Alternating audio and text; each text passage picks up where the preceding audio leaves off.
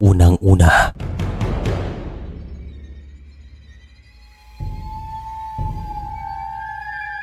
ang ilan sa mga Pilipino ay mahilig sa mga kwentong kababalagan. At mayroon akong ikukwento.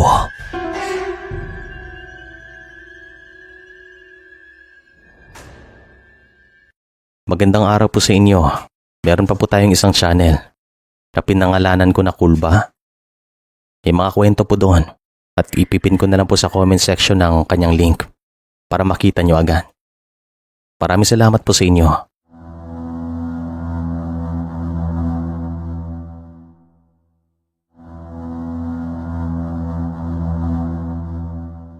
Magandang araw po sa inyo, Sir Chris. Itong karanasang ito ay nangyari sa isang baryo na matatagpuan sa Iloilo, way back 1993. Noong time po na ito, ay nangungupahan ako sa isang bahay doon nang dahil nagtatrabaho ako sa isang establishmento. Taga-Antique po ako, pero doon ako nakapagtrabaho noong time na to sapagkat maraming oportunidad doon kahit magpahanggang ngayon. May kalakihan din ang sahod kung ikukumpara dito sa amin. Kaya naman doon ako napadpad way back 1993. Yung bahay naman na inuupahan ko ay maliit lamang. Merong 2 kwarto at yung kasama ko doon ay mag-asawa. Natawagin natin sa mga pangalang Jojo at Mina. Mabait ang mga ito at talagang mabilis pakiusapan.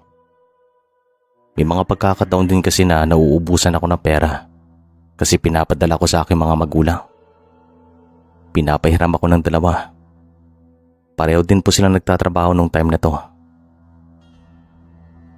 Isang hapon, pagkarating ko sa bahay galing trabaho, ay narinig ko silang nag-aaway. Meron silang pinag-aawayan kaya hindi na muna ako pumasok sa loob ng bakuran. Ang lakas kasi ng sigaw ni Mina. Dinig na dinig ng mga taong napapadaan sa labas ng bakon. Kaya naman tumambay muna ako. Noong kumalma ng lahat, ay dito na ako nagkaroon na pumasok sa loob at umubo ako nang sa ganun ay marinig ako ng 2. Agad naman silang lumabas at sinalubong ako na para bang hindi sila nag-aaway. Ayon naman sa mga narinig ko, ang kanilang pinag-aawayan ay tungkol sa isang babae na kakilala ni Jojo.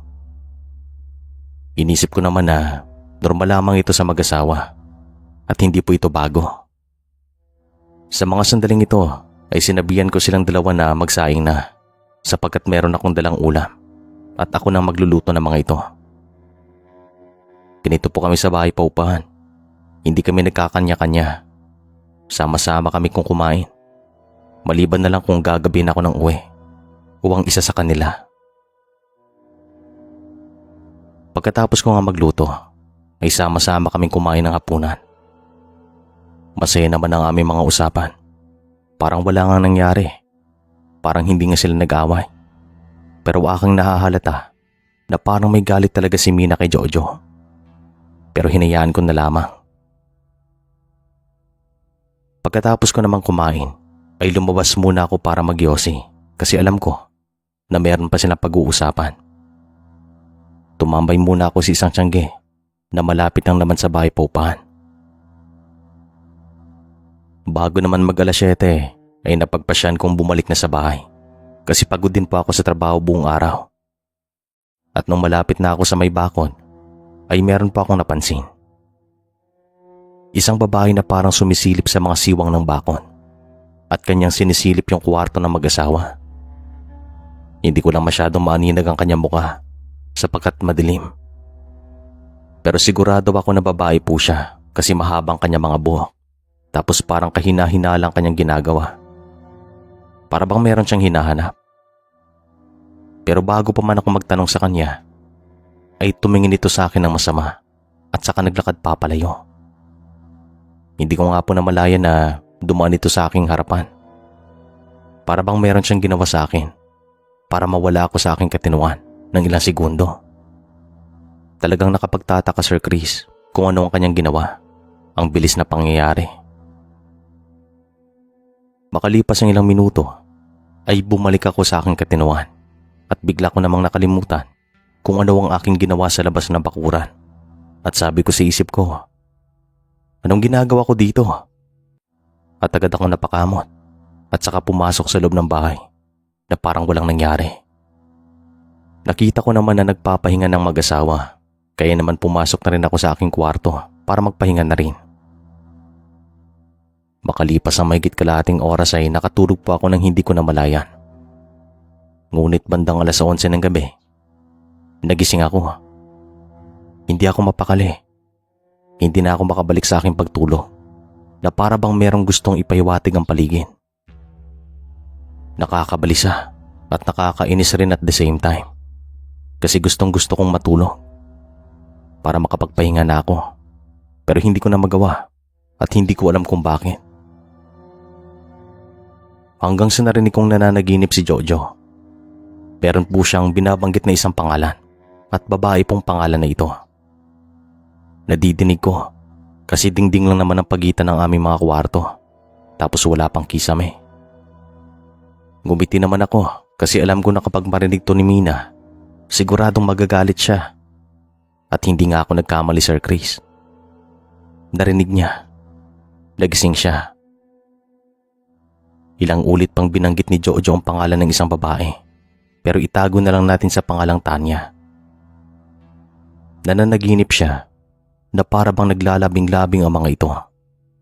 Kakaiba pero totoo po ito, Sir Chris. Tanya, ang bango mo. Ang sarap kagatin ng iyong mga pisngi. Dito ka lang sa tabi ko. Oo nga. Huwag lang nating ipaalam kay Mina. Akong bahala sa iyo. Basta magkita lang tayo sa isang lugar na hindi niya malalaman. Patay. Anong klaseng panaginip ba yan? Parang totoo ah. Parang nag-uusap sila sa pamamagitan ng panaginip. Ngayon lang ako nakaengkwentro ng ganito ah. Sabi ko na lamang sa mga sandaling ito.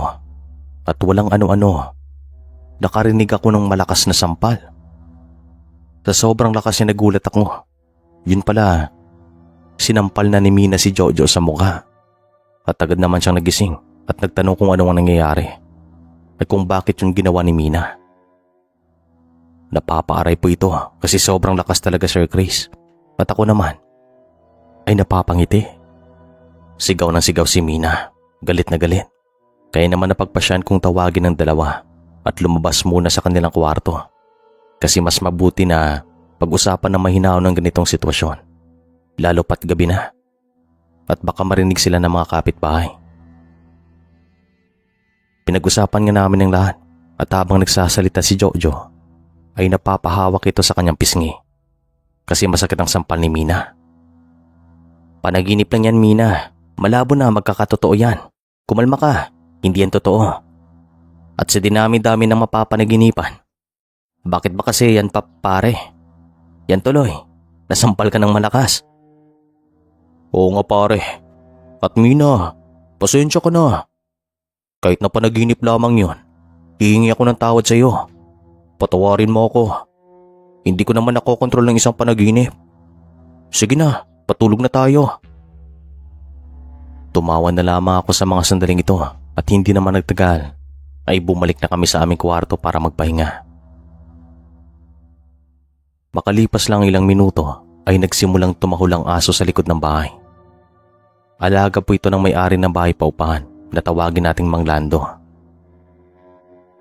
Nagtataka naman kami kasi gabi na pero tumatahol ito at umaalulong pa. Kaya naman tinawag ako ni Jojo. Lumabas ako at tumungo sa kabila. Nagsabi ito na maging alerto daw kami kasi sigurado na meron talagang pinapahiwatig ang aso. Sigurado na meron siyang gustong iparating sa amin. Mabait din kasing aso na ito at malapit po sa amin. At habang nag-uusap kami ni Jojo, ay isang kalabog ang narinig namin sa likod ng bahay na kung saan naroroon ang aso. Para bang hinampas ang bubong ng kanyang maliit na bahay. Oh, narinig mo yon? Merong humampas. Lumabas tayo. Sigurado na merong nakapasok dito sa bakuran. Baka magnanakaw. Mina, dito ka lang. Ilak mo ang bintana. Hindi pare. Mas mabuti na kasama natin si Mina. Dali na, punta tayo sa kusina para makita natin kung sino yung nasa likod. At saka bakit huminto sa pagtawlang aso? Nakapagtataka. Lumabas na kami ng kwarto at tumungo sa kusina para tignan kung sino yung nasa likod ng bahay at kung sino yung humampas sa bubong ng bahay ng aso. Pagkarating namin doon ay kumuha kami ng tig-iisang patalim. Mas mabuti na makasigurado kami kasi baka pasukin kami ng wala sa oras. Ang unang suspecha talaga namin, Sir Chris, ay magnanakaw. Wala nang iba. Hindi naman kasi ito ang unang pagkakataon na merong pinasok na bahay sa baryo nung time na to. Meron din kasi mga taong suwail sa baryo. Nakiramdam kami ng ilang minuto. Patingin-tingin pa rin kami sa labas ng kusina kasi baka merong nagtatago at naghihintay lamang ng tamang oras. At pagkatingin ko naman sa bahagi na kung saan naroroon ang aso, nakita kong nakahandusay na ito.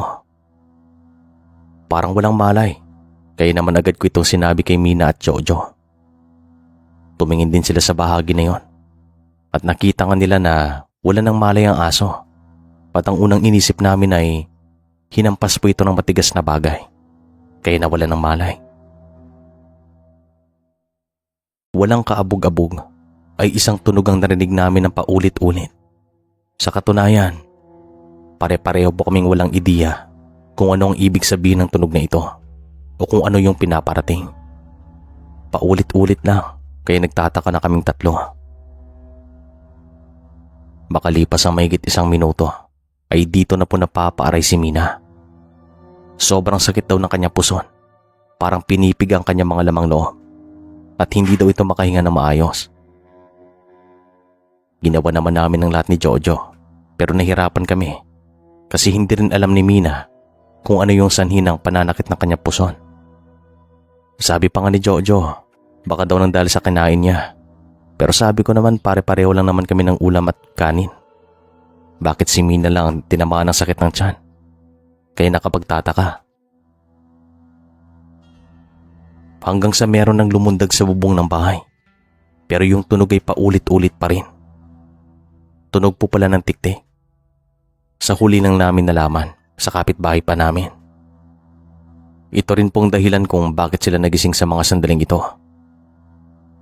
Nagpanik na rin si Mina nang dahil sa sobrang sakit na kanyang nararamdaman. Kaya dito na namin napagpasyahan na humingi ng saklolo sa kapitbahay namin. Tinawag namin sila mula sa bintana ng kwarto ng mag-asawa at tumugon naman ang mga ito at tumungo sa bahay paupahan para kumustahin kami. Pagkapasok pa lang ng mag-asawa na tawagin nating Mang Gustin at Aling Rowena, ay agad silang nagsabi na meron silang nadidinig na tiktik at nang dahil dito ay nagising daw sila ng wala sa oras. Nalaman namin na kanina pa pala nila ito nadidinig.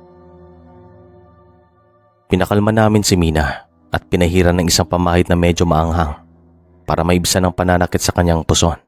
Pero ganun pa rin. Alam niyo, hindi na tama itong nangyayari dito sa inyo. Nararamdaman ko na meron talagang umaaligid na aswang ngayon dito. Kung sino ka man, wag na wag mo kaming susubukan. Kasi pag malaman namin kung sino ka, ipapaalam talaga namin sa buong bayan. Oo nga, lubayan mo na kami. Wala kaming kasalanan sa iyo. Umalis ka na dito. Ikaw, Iyo, maghanap ka ng goma. Sunugin mo.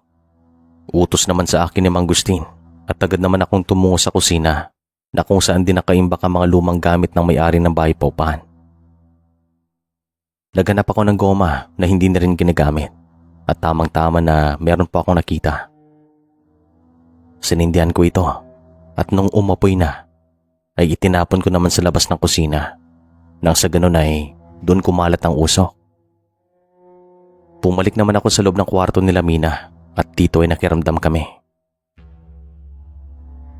Makalipas lang ilang minuto, huminto sa pagtunog ang tiktik. Saka nasundan ito ng mabigat na pagaspas papalayo na para bang may lumipad galing sa bubong. At sabi naman ni Aling Rowena, umalis na siya. Ang dahil sa hindi niya siguro nakayanan ng amoy ng goma. At dito na rin unti-unting bumalik sa normal ang pakiramdam ni Mina. Sa pagsikat naman ng araw ay tumawag kami na manggusti ng albularyo kasi pabalik-balik daw ang sakit na kanyang nararamdaman. At nang makabalik kami sa bahay na kasama itong magaling na albularyo, ay agad naman niyang tinignan si Mina. At ang unang sinabi niya, Sir Chris, buntis ito at merong gustong kumuha sa anak nila Jojo. At nang tanungin namin ng albularyo kung sino, isa lang ang kanyang tinignan. Si Jojo. At nagsabi ito na kakilala daw ni Jojo kung sino. At dito na rin nagsabi si Mina na si Tanya, wala nang iba. Inilarawan naman nilang itsura at sigurado ako na siya yung nakita ko sa labas ng bakuran bago ako pumasok kagabi. Nalaman ko rin na si Tanya ay kakilala ni Jojo. Bali nagkakilala daw sila sa isang karinderya na malapit lang sa kanilang pinagtatrabahuan. Sabi naman ng albularyo, baka gustong-gusto ni Tanya si Jojo, kaya napapanaginipan niya ito at gusto niyang mawalang dinadala ni Mina. Pero meron namang mga binigyan na pangontrang albularyo para hindi na muli kaming gambalain at nagbigay din siya kay Jojo para hindi tabla ng anumang gayuma. Pagkatapos ng gabing ito ay naging tahimik din naman ang lahat. Hanggang dito na lang po ang kwento.